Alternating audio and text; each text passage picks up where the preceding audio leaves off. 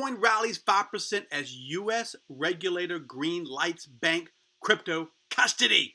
People were talking about this all over the world.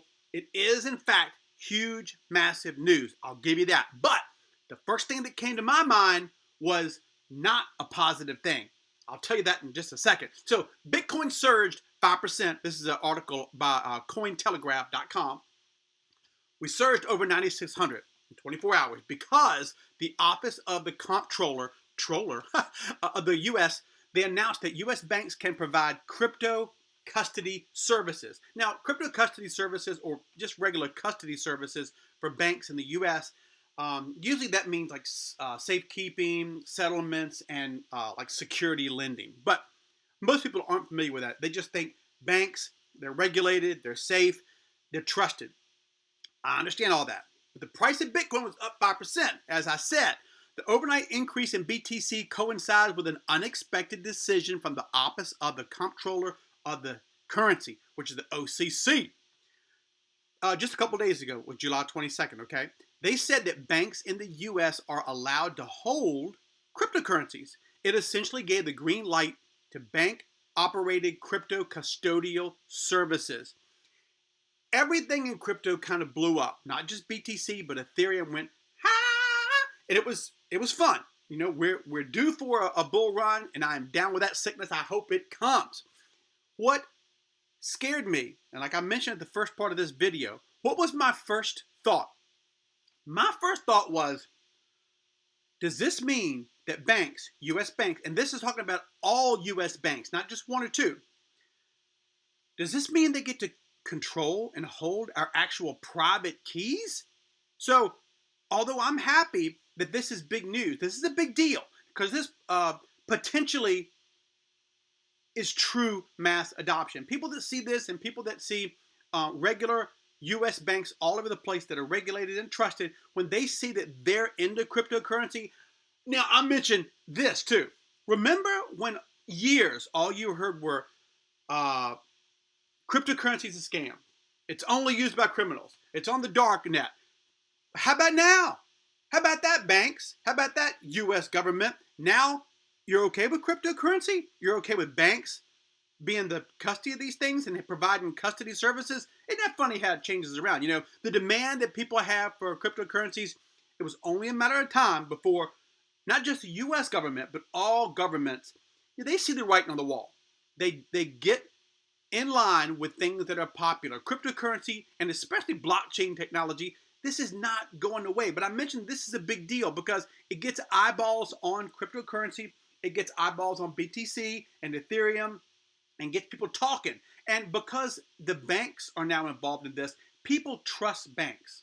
All right? People trust it. It's ingrained in our psyche. We trust banks. So what I'm worried about is people will trust banks too much, a la Greece and Venezuela.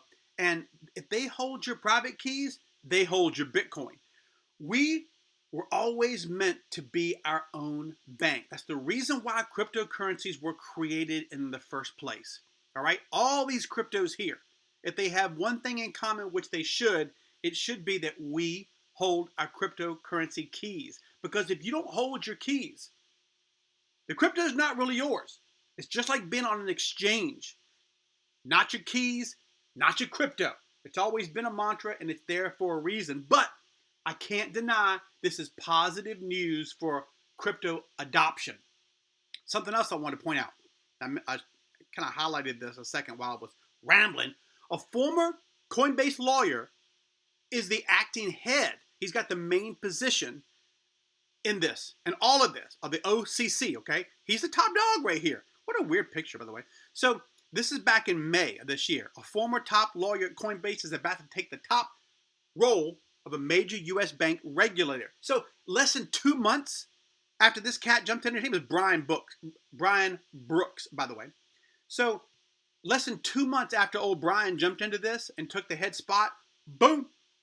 All right. Brian, you did good work, brother. I think this is great, positive news, but like I said, there's a caveat. If you are looking to put your crypto in a bank, this is not financial advice, this is just my opinion, but I like my opinion. Your crypto belongs to you. You were always meant to be the bank. Personally, this is peer-to-peer. This goes against, in my opinion, what Bitcoin and cryptocurrencies were always meant to do. That being said, it's good news. Thank you guys for showing up.